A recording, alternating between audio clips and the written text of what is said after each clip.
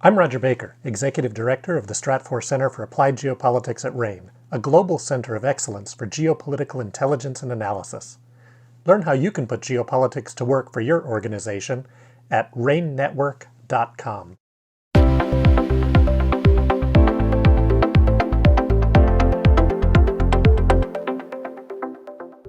Welcome to Applied Geopolitics, the podcast from the Stratfor Center for Applied Geopolitics at RANE. I'm your host, Rodger Baker. US-China strategic competition dominates global attention, and though characterized by some as a new Cold War, the structural dynamics differ from the old Soviet-US framework. The foundations of the current geopolitical contest emerge not from the crucible of war in isolation, as did the East-West Cold War competition, but from an era of rapidly expanding globalization, of the assertion that economics was the primary display of power, and of a belief, however unfounded, that Western liberalism had won, and it was the inevitable path of international interactions.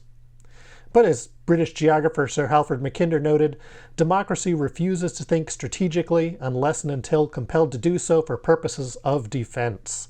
And we have seen the United States now swing around and change the way it looks at its relationship with China. The very era of Western victory in the Cold War not only provided the space for China's emergence as a rising power, but also delayed the U.S. recognition in response to that challenge. Joining me today to discuss the origins and implications of U.S.-China strategic competition is Zoltan Feher, a non-resident fellow at the Atlantic Council's Global China Hub and an associate research fellow at the Hungarian Institute for Foreign Affairs and Trade. A member of the Hungarian diplomatic corps for more than a decade, Zoltan is currently completing his doctoral dissertation on the origins of U.S.-China strategic competition at the Fletcher School of Law and Diplomacy, Tufts University. Zoltan, thanks for joining me today. Thanks for having me, Rodger. So let's kind of begin. Why did you decide that you wanted to be looking at U.S.-China competition, in particular, trying to dig back to figure out the origins of that competition? I've always been interested in great power competition, strategic competition. I've always focused on that phenomenon in my research. Earlier, I focused on U.S.-Soviet competition, the origins of the Cold War, the origins of the U.S. containment strategy. And then when I was deciding on my PhD dissertation topic several years ago at the Fletcher School, I was considering a topic within the realm of strategic competition, great power competition. And the major puzzle that I saw then was how U.S.-China strategic competition emerged. Why the United States supported China's rise before it realized that China was becoming more of a strategic competitor than a strategic partner. I thought that was a puzzle that hasn't really been solved, and I wanted to look into that. When you look at and you've looked at both the origin of the Cold War, the U.S.-Soviet competition, and the origin of U.S.-China strategic competition, what would be some of the key similarities and key differences that you see between those two eras of strategic framing? The key similarities between U.S.-Soviet strategic competition and U.S.-China strategic competition are structural. We've seen this time and again in human history. There's a status quo power, the hegemon, the established great power, whatever you want to call it, and there's other powers that are rising, or one other power that is rising. We've seen that time and again, and U.S.-Soviet and U.S.-China competition both evolved that way. The United States was the hegemon, the established or status quo great power in the 1940s, and the Soviet Union was rapidly challenging that position of the United States. The same is happening now, or has been happening for the past few decades. The U.S. is the status quo power. the number one power in the world, China's been rising and has been challenging that. So those are the similarities. There are major differences, though. The Soviet Union did not rise primarily economically. Yes, they achieved great economic growth compared to the economic level that they were after the end of the First World War, but their major way of rising was militarily and politically. China has risen economically, and most modern rising powers have risen economically. The United States rose economically in the latter part of the 19th century and the early 20th century.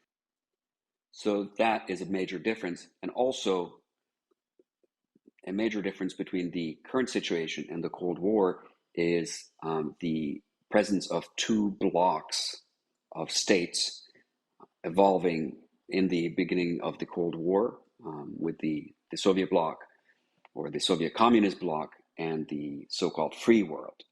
Today, the evolution of such blocs is unlikely, although there is a growing division in the approach to China among Western states and their allies. But the kind of Cold War with the two power blocks on one side and the other is not going to repeat itself. Well, and that taking us back to the end of the Cold War, and to looking at those different origin stories, as it were. If you think about it, the U.S.-Soviet competition emerges after two devastating world wars, the collapse of the global economic system, the beginning of the demise of the last of the empires and colonial powers, and in some ways, the United States built with its European allies an entirely new global economic architecture that had a political, social, ideological overtones. And the Soviets sought at the same time to build their own global architecture. And in some ways, you started from a moment where there was a reset of the global system. The end of the Cold War doesn't seem to fundamentally reset the system as much as it saw an expansion of what the United States and the Europeans had started after World War II, and even from pre-World War II. And China was part of that. And so from the beginning, the Chinese were integrated into the global economic system that the United States had set up. And that actually facilitated China's growth rather than constrained it. You look at the sort of when you're looking at the origin of the U.S.-China competition, you go back to this moment of the end of the Cold War. What was it that shaped, I guess, U.S. optimism that everybody would be like them, or that China would not emerge as a competitive power? And how did that idea persist long after many people started to identify China as either the future or the present peer competitor? As you correctly identified, the United States wanted to integrate China since the China opening of 1972, initiated by President Nixon and National Security Advisor Kissinger.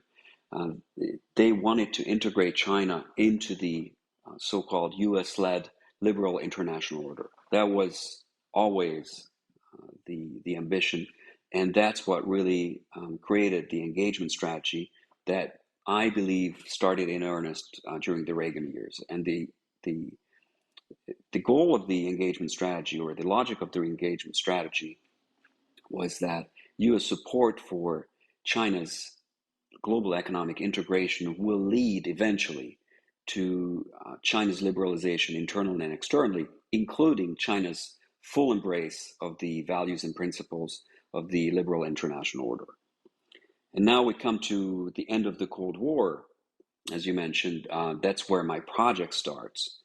This is 1989, and the United States finds itself in a totally changed international environment.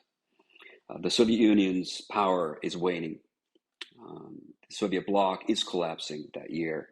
The Soviet Union collapses 2 years later in 1991. The United States becomes the sole superpower in this process, and China's rise is in its budding, fledgling phase. There are signs already that China is achieving unprecedented economic growth. And that growth was fueled by two factors, really. The first was Deng Xiaoping's market reforms starting in 1979. The other factor was US support for embracing China as a full member of the international economic system. The US almost single-handedly integrated China into the world economy. And at the end of the Cold War, the situation is this. The United States has a de facto ally in China against the Soviet Union, but the Soviet Union is disappearing. So that factor, that logic of the alliance is falling out. The other and somewhat renewed commitment by the United States is, as I mentioned, to China's liberalization. The United States sees both the countries of the former Soviet bloc in Central and Eastern Europe and also China as potentially future democracies, market economies. And that's what happens in Central and Eastern Europe. The countries of the former Soviet bloc start their path on to becoming full-fledged liberal democracies and market economies. It's a long and winding road, but they start their path in earnest in 1989. Those were the hopes for China in the minds of US decision makers. The United States wanted to see China liberalized, and the George H.W. Bush administration was the first in a row of administrations that embraced that old/new strategy, a strategy that they inherited from the Cold War, but they decided to continue. And you ask why they would continue or renew that strategy, the engagement strategy. I argue that it was an ideational factor. It was an ideational, almost ideological commitment on the part of US elites starting in 1989, what I call the liberal ordering mission, that drove that strategy, the engagement strategy, that drove the strategy that the US pursued even against more and more evidence that the results that strategy was supposed to create were not forthcoming. So this gets us to an interesting point when we think about, when we look at things from a grand geopolitical point of view, and you see these patterns emerge in the global system, and the idea of China as a competitor. Quite frankly, the idea of China potentially emerging as a competitor goes all the way back to Mahan in geopolitical thought, and the looking just at raw population capacity, things of that sort. So it's always there in that structural geopolitical perception. But then there is the slow evolution of strategic culture, and that as you note, and we see this, certain patterns and tools that were shaping strategic culture in the Cold War at the end of the Cold War either persist or are reinforced, sometimes by wishful thinking, sometimes by simply not considering the overall implications of the change in the global system. What accounts for that persistence of ideas and resistance to change? And are there structural elements in the U.S. strategic community, whether inside the government or in the civil space, that in some ways constrain alternate viewpoints from being able to assert themselves until it's long past obvious. As I argue in my project, and as you correctly pointed out, it is American liberal strategic culture that is primarily responsible for the continuation of the U.S. engagement strategy vis-a-vis China in the post-Cold War period.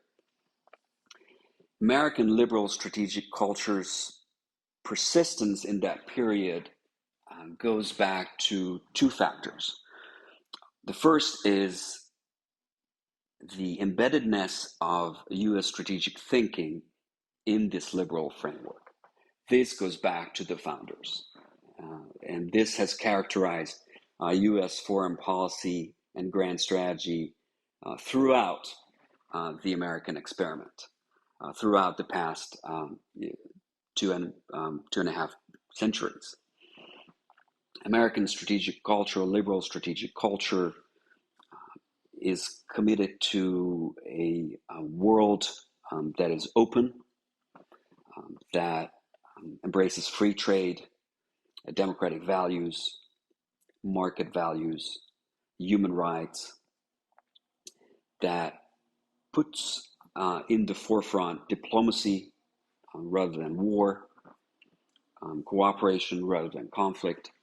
And this American liberal strategic culture is a historical heritage. The other factor is more contemporaneous. The era in which new strategies of the United States were born after the end of the Cold War was characterized by even a heightened effect, a heightened influence of liberal strategic culture.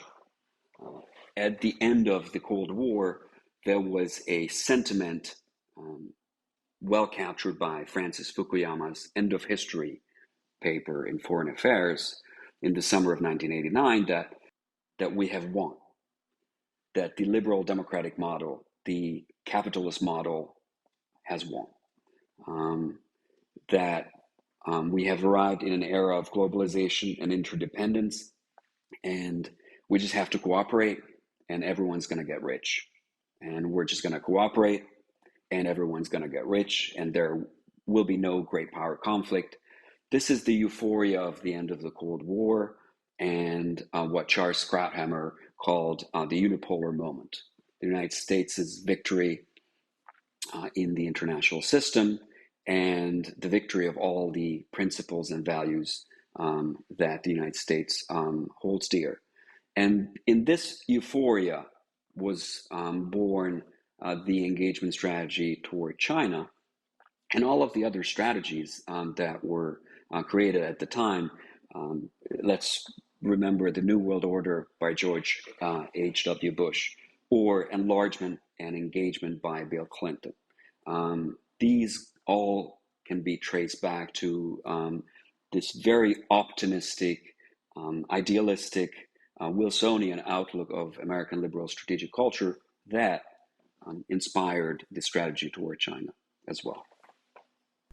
It's interesting, if you look through this post-Cold War historical period, that at the same time that there's this assertion that the liberal Western ideals have won and therefore are inevitable and universal, that conflict is not the right way to solve problems, that trade will trump all, there are also periods where another lingering component of the Cold War, the use of military intervention in small peripheral places frequently, which during the Cold War was designed to prevent a shift in the overall global balance of power, but post-Cold War seems to continue to be used as a tool almost to assert the right of Western liberalism. And so you see these contrary patterns that are moving back and forth in that early post-Cold War period, where there's still a lot of the United States using its military as a tool of foreign policy and intervention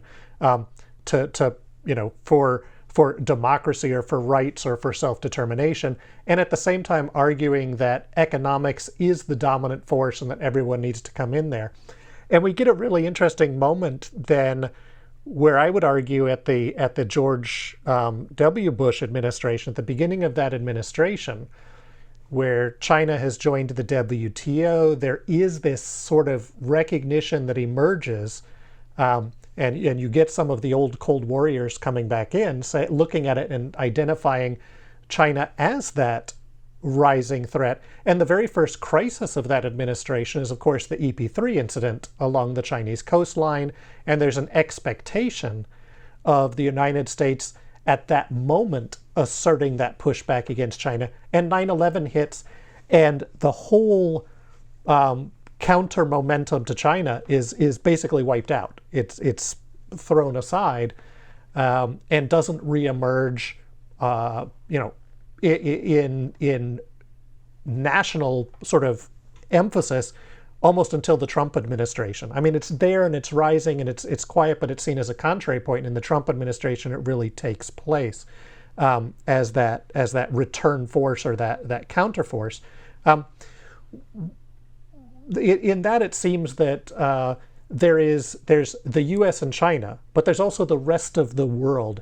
And how do you see that global dynamic either speeding or slowing the U.S. reaction or the Chinese reaction or counter reactions? And what role does the rest of the world play in this strategic competition? Sure. So first of all, I think you're completely right about the different strands of American liberalism in U.S. foreign policy. They do take two major forms, two major camps. The first one is the Crusader camp, and that's what's exemplified by the highly interventionist overall grand strategy of the United States, starting with Bill Clinton, but especially reaching its peak with George W. Bush and the war on terror, the wars in Iraq and Afghanistan. The other strand is the exemplar strand. They're both part of American liberal strategic culture, and their influence waxes and wanes, even within some administrations. So I agree that the Crusader impulse inspired a lot of the interventionism of early post-Cold War U.S. foreign policy, while the same U.S. administrations chose to use the exemplar approach toward China. What's really interesting about the history of U.S. strategy vis-a-vis China in the early post-Cold War period, especially starting in the early 90s, is that every administration starts out being tough on China, wanting to be tough on China. So Bill Clinton debates George H.W. Bush in the 1992 election campaign and accuses him of coddling dictators and befriending the butchers of Beijing. He's referring to the Tiananmen Square massacre. He promises in the 1992 election campaign that he will be tough on China. And then once in office, he ends up doing the opposite. It's been called the biggest turnaround in American foreign policy. The same thing happens with George W. Bush. As you mentioned, the George W. Bush administration in the transition period and in its first several months in office in 2001 comes in with a stance on China that would be much tougher than the Clinton administration's, who, by the way, proclaimed strategic partnership with China in 1997. So they softened their stance and went back to the default strategy of engagement. So George W. Bush and his advisors come in with a much tougher stance in China, ready to balance against China, seeing how China had been rising into a potential major competitor. And then 9/11 happens. I've conducted interviews with top policymakers in each of these administrations, and from one of these policymakers, I received the early versions, early drafts of the George W. Bush National Security Strategy of 2002. So the drafting started in 2001 and was completed in 2002. And the early versions do show that the George W. Bush administration wanted to recognize China as a strategic competitor rather than a strategic partner considered by the Clinton administration. And then 9/11 happens, and the grand strategy, the new grand strategy of the United States is formed in the crucible of the 9/11 terrorist attacks. The grand strategy is now focused on the war on terror. The war on terror becomes the grand strategy of the United States, and China not just becomes a lower priority, but becomes a partner in the war on terror. What happened is chronicled both in my dissertation book project and in Paul Bluestein's Schism. The economic advisors of the George W. Bush administration recognized that there was a phenomenon threatening the US economy and US manufacturing, which has since been referred to as the China shock. So they several times advised George W. Bush to institute safeguards, import safeguards against certain Chinese goods to protect US manufacturing industries. And in the framework of both the grand strategy of the United States and the trade policy at that time, and its continuation of the engagement strategy vis-a-vis China, President Bush declined. He declined 3 times, so the economic advisors never went back to propose safeguards against the China shock. So this brings us, let's leap to today, right? And we have, from an outside-in perspective, there's a fundamental difference between the administration of President Biden and the administration of President Trump. And a significant difference in the way in which each president portrays themselves, sets their priorities, looks at things, and a major difference in the back end of the entire policy-making apparatus of the two presidencies. And yet both of them now have this much stronger stance on China. What was it about the Trump administration that either allowed the underlying perception of China as a potential partner to shift finally and fully to a competitor, or if not the administration, what was it about the evolution of the United States and China and the world system that made this what appeared to be a sharp change in U.S. policy become now the perpetual framework of U.S. policy despite changing administrations? Having looked at the history of U.S.-China relations and U.S. strategy toward China since 1989, I argue that every administration since 1989, since the end of the Cold War, from George H.W. Bush to Barack Obama, recognized the potential challenges that China's rise posed to the United States at the time. Obviously, that challenge was much smaller during George H.W. Bush's administration, then later, and much, much larger during the Obama administration, when China, I would say, had already risen. Based on that recognition, every administration considered injecting elements of balancing into their strategy, into the engagement strategy, or even shifting the engagement strategy toward balancing. And every such attempt by different decision makers within administrations, there was always debate within each administration. So every attempt by certain decision makers, certain policy advisors to shift US strategy toward balancing eventually failed. So I argue that the shift toward balancing instituted by the Trump administration in 2017, 2018 was a step that should have been taken much earlier, was a step that some US policy advisors proposed earlier. Let's remember the Obama administration's pivot. Or we have just mentioned the George W. Bush administration, the incoming George W. Bush administration's intention to label China as a strategic competitor.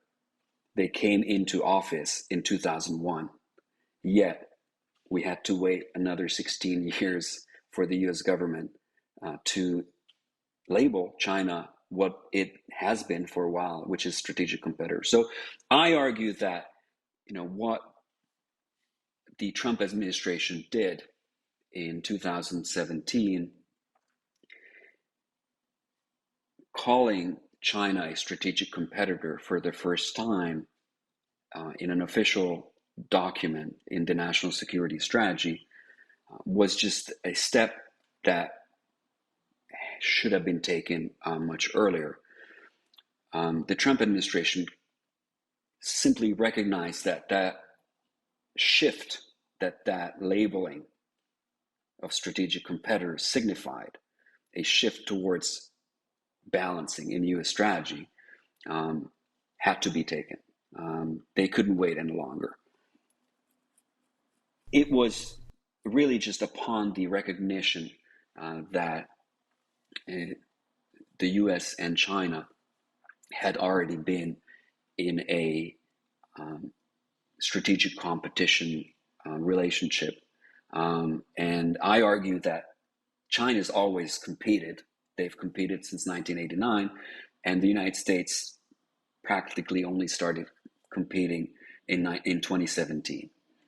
Now, I agree with you that there are key differences between the approaches of the Trump and Biden administrations, and yet I also agree that they've both had a tougher stance on China than the previous administrations. I would say that the shift towards balancing a new strategy toward China that the Trump administration launched in 2017 has now become a permanent part of U.S. grand strategy. U.S. grand strategy now is focused primarily on great power competition with China. Again, this was just a recognition of the facts on the ground. And the Biden administration has continued that policy of balancing against China because nothing's really changed in the relationship between the United States and China. But they've continued that balancing strategy with a key difference. As we remember, the Trump administration was very suspicious or reluctant toward the allied relationships of the United States, both formal and informal. And they questioned the value of NATO and some of the bilateral security alliances of the United States. Therefore, they couldn't really rely on the allies and partners of the United States around the world to embrace the balancing strategy vis-a-vis China. The Biden administration, on the other hand, has recognized that in order to be effective in balancing against China and shaping China's trajectory, they do need the allies. They do need the partners. So they don't want to go it alone. They want to balance against China with the help of the allies and partners. So there's a lot more to tease apart here, but we're pushing up against time. clearly, as you've looked at this, you've looked at it with the eye on policy implications, and things of that sort. But I'd like to close with one question for you, and if you could, what are the lessons learned, not necessarily for policymakers, but for those who are outside of the active policy circle, who are trying to observe and anticipate shifts in these geopolitical relations so that they can adapt and adjust, whether they're engaged in business, whether they're engaged in international education, whether they're engaged in those. So rather than from the point of view of what should a policymaker do, what have you sort of discerned from this study in how others from the outside of the policy circle can anticipate when these types of structural shifts may emerge in these big strategic relationships? I believe that one of the main lessons from the history of US-China relations and of US strategy vis-a-vis China in the past 50 years is exactly that point. The lack of anticipation, the lack of foresight. It's hard because China did rise rather quickly, much quicker than great powers had risen in previous eras. At the same time, China's rise could always be recognized at the different phases, which means that the West or the world wanted to turn a blind eye to that aspect. And that goes for policymakers and businessmen and other observers that you mentioned. The main lesson is that we need to be cognizant of the trends and not just be preoccupied with the top tier of geopolitics or the world economy. So right now, we are somewhat preoccupied with US-China competition and with the Ukraine war, so US-Russia competition as well. We need to go below. And we also need to have a geopolitical outlook.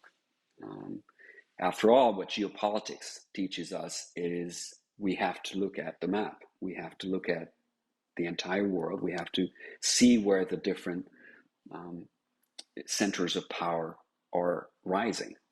I think for United States policymakers and business leaders and other observers, it's really, really a strong lesson that in a colloquial way, we missed China's rise, meaning the US kept supporting China, kept facilitating China's economic rise when China was becoming a competitor to the United States. Who does that, right? But it's happened, and the rest of the Western family of countries, both in Western Europe and in East Asia, were partners to that. They missed China's rise, so to say. So the lesson is we need to look for potential risers, and we also need to be ready to embrace a more multipolar world. The lesson is also that countries can rise really quickly. We have a few potentials that I always warn policymakers and academics and others to watch out for. I think from a United States strategic perspective, potential risers could be India, the European Union. Obviously, Russia is not a rising state, but it's still an adversary. So those are the power centers that we need to be cognizant of. Again, geopolitics matters. It's not just the competition of two powers that matters. During the Cold War, all attention went to the United States and the Soviet Union. There are two blocks, the Soviet bloc and the free world, and China's rise was really undercover in a way. So what we need to do now is use the geopolitical lens to be cognizant of the trends below the top level. because in today's globalized and interdependent economy, economic rise can be really quick, and economic rise can breed political and military rise, as we've seen with the rise of China. Well, that there's a whole bunch to bite off there. We don't have time today, but that lays us a path for a future discussion. And one of the things I think that comes across too from what you've laid out is that there is a persistence of perceptional geopolitics that sometimes fails to recognize the underlying objective shifts in geopolitics. And if we can understand the gap between that perception and the underlying reality, perhaps we'll be able to anticipate when the objective will exceed the ability of the perceptive to see things in an older light and be able to anticipate shifts and changes in the future. So I really want to thank you, Zoltan, for joining me today. The history is very fascinating. Not just from the perspective of understanding the past, but of thinking about the way in which relationships between states evolve in the roles of individuals, administrations, but also in those deeper trends, as you bring out, that ultimately are the playing field upon which these individual actors exist and ultimately can't ignore. So thank you so much for your time today. Thank you for having me, Rodger. And thank you for listening. We've been talking with Zoltan Feher, non-resident fellow at the Atlantic Council's Global China Hub and an associate research fellow at the Hungarian Institute for Foreign Affairs and Trade. His current focus is on the emergence of US-China strategic competition. If you would like to keep up with the latest discussions and assessments of shifting global geopolitical balances, visit ranenetwork.com and sign up for alerts and information from the Stratfor Center for Applied Geopolitics at RANE. That's RANE network.com. I'm Rodger Baker. Thanks for listening.